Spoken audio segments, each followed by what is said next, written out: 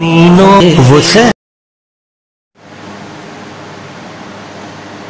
اللہ الرحمن الرحیم۔ محترم سامعین و ناظرین، آپ نے صحابی رسول حضرت بلال رضی اللہ تعالی عنہ ان کا نام بارہا سنا ہوگا۔ حضرت بلال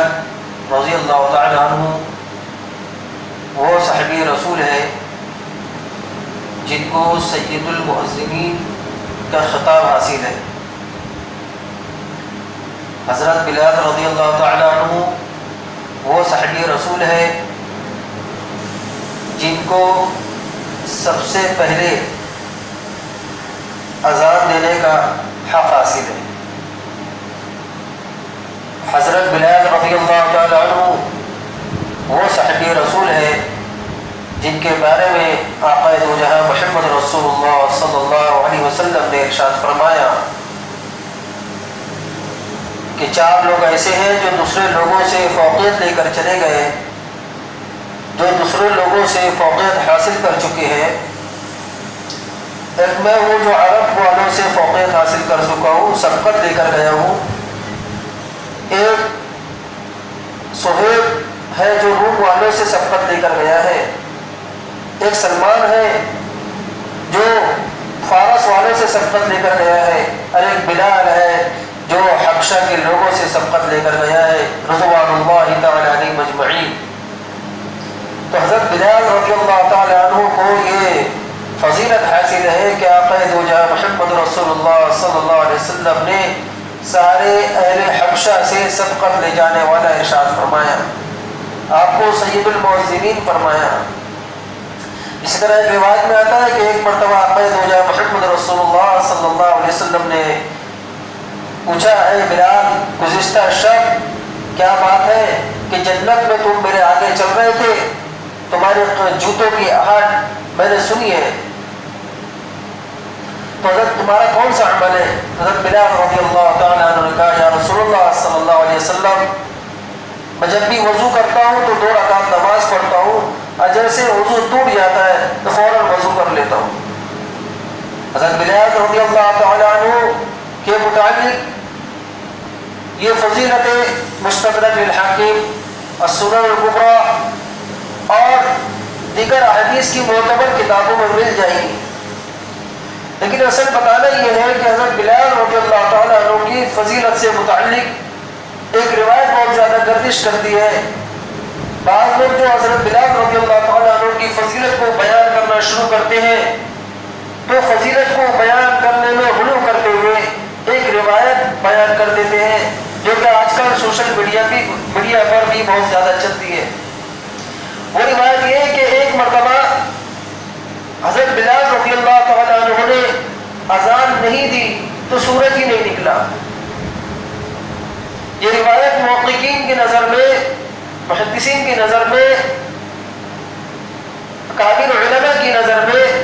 موضوع اور من گھڑت ہے۔ اس کو موضوع اور من گھڑت بھی کیا کہا جائے؟ یہ موضوع اور من گھڑت روایتوں کی جو کتابیں ہیں، کتاب الموضوعات ہے، موضوعات الکبریٰ ہے، اسی طریقے سے جو دیگر کتاب ہے جس میں موضوع من گھڑت حدیثوں کو جمع، من گھڑت روایتوں کو جمع کیا گیا ہے، ان روایتوں میں بھی، ان کتابوں میں بھی یہ روایت نہیں ملتی۔ موضوع روایات پر مشتمل جو کتابیں ہیں ان کتابوں میں بھی یہ روایت نہیں ملتی۔ یہ صرف قصہ کہانی کی طرح چلی آ رہی ہے،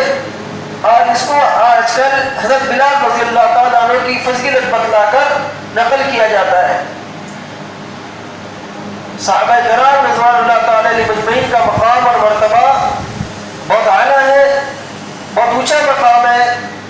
اور صحابہ کرام رضوان اللہ تعالیٰ علیہ مجمعین اور حضرت بلال رضی اللہ تعالیٰ عنہ ان کے فضیلت میں بہت ساری معتبر روایات، صحیح روایات موجود ہیں، ان کو بیان کیا جائے، ان کی قربانیوں کو بیان کیا جائے، اس طریقے کی من گھڑت روایتیں بیان کرنے سے پرہیز کریں۔ تو یہ جو واقعہ بیان کیا جاتا ہے کہ ایک مرتبہ حضرت بلال رضی اللہ تعالیٰ عنہ نے اذان نہیں دی تو سورج نہیں نکلا، یہ کسی حدیث کی کتاب میں نہیں ہے، اور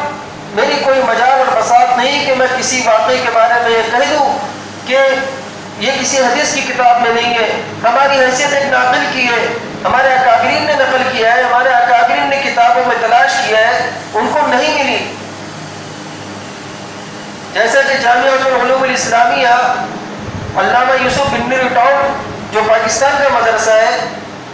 وہاں کے فتاوی میں بھی لکھا ہوا ہے کہ یہ روایت کسی حدیث کی کتاب میں موجود نہیں ہے۔ دارالعلوم دیوبند کے فتاوی میں موجود ہے کہ یہ کسی حدیث کی کتاب میں یہ روایت نہیں ہے۔ تو جو روایت سرے سے حدیثی نہ ہو، کسی حدیث کی کتاب میں نہ ہو، جس کی کوئی سند نہ ہو، اس کو بیان کرنا اور اچھے خاصے جو ہے اس کو جو فضیلت بتلا دینا، یہ بہت بڑا گناہ ہے۔ اس گناہ سے بچیے، ایسی روایتوں سے دور رہیے، امت کو دور رکھیے، اور روایتوں کو بیان کرنے سے پہلے، جیسا کہ میں ہر مرتبہ آپ سے کہتا ہوں، اپنے علماء سے ضرور رجوع کریں۔ ہمارے علماء ہمارے رہبر ہیں، ہمارے رہنما ہیں، ہمارے جو دین کی صحیح ترجمانی، دین کی طرف صحیح طریقے سے چلنے کا شعور، دین کی طرف صحیح طریقے سے آنے کی جو طریقہ، یہ ہمارے علماء ہمارے رہبر ہی ہمیں بتلائیں گے۔ واٹس ایپ، فیس بک، انٹرنیٹ کے ذریعے سے جو آپ علم حاصل کر رہے ہو، وہ علم کو علماء کی روشنی میں حاصل کیا جائے۔ علماء اگر کسی چیز کے بارے میں بتلائے کہ ہاں بھائی یہ سوشل میڈیا پر یہ جو روایت چل رہی ہے یہ تو ٹھیک ہے، تم اس کو بیان کر سکتے ہو، اس کو دوسری طرف شیئر کر سکتے ہو، ہمارے اکابر علماء جو محقق ہوتے ہیں، جو روایتوں پر جن کی بہت گہری نظر ہوتی ہے، وہ اگر بتلا دے کہ بھائی یہ روایتوں سے پرہیز کرو تو اس سے رک جاؤ، تو وہ ایسی روایتوں سے پرہیز کرنے کی ضرورت ہے۔ انشاءاللہ اور بھی آگے آپ کے سامنے اس قسم کی روایتوں کو پیش کر کے آپ کے ذہن میں یہ بات بیٹھانے کی کوشش کی جائے گی کہ کوئی بھی اس بات کو شیئر کرنے سے پہلے ہمیں اس کی تحقیق کرنی چاہیے، اور تحقیق بھی علماء سے کرنی چاہیے۔ ہمارا معاملہ یہ ہو جا رہا ہے کہ روایت کی ایک تو یہ کہ سوشل میڈیا پر روایت آتی ہے، ایک ہمارے ساتھ معاملہ کیا ہو رہا ہے کہ سوشل میڈیا پر روایت آتی ہے، اب اس روایت کی تحقیق ہم سوشل میڈیا کے ذریعے سے کرتے ہیں، یہ بھی بڑی حماقت کی بات ہے۔ جس جگہ سے روایت نکل کر آ رہی ہے اس کی تحقیق کرنے کے لیے دوسری جگہ کو تلاش کرنا چاہیے، تو ہم جس جگہ سے روایت آ رہی ہے اسی جگہ میں ہم تحقیق شروع کر دیتے ہیں کہ یہ روایت صحیح ہے غلط ہے، تو یہ تحقیق کرنے کا انداز ہی غلط ہے۔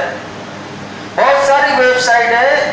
جس میں باقاعدہ روایت نقل ہوتی ہے، اس میں بخاری اور مسلم کا حوالہ ہوتا ہے۔ انشاءاللہ آگے موقع ملا تو سوشل میڈیا پر چلنے والی ایسی روایتوں کو بھی اجاگر کیا جائے گا جس میں بخاری اور مسلم کا حوالہ دیا ہوا ہے کہ بخاری کے اندر یہ حدیث ہے، مسلم کے اندر یہ حدیث ہے، لیکن حقیقت یہ ہے کہ بخاری اور مسلم کے اندر وہ حدیث ہی نہیں ہوتی۔ تو سوشل میڈیا پر آنے والی روایتوں کی تحقیق سوشل میڈیا کے ذریعے سے نہ ہو بلکہ علماء کے ذریعے سے ہو۔ اللہ تعالیٰ کہنے سننے زیادہ عمل کی توفیق عطا فرمائے۔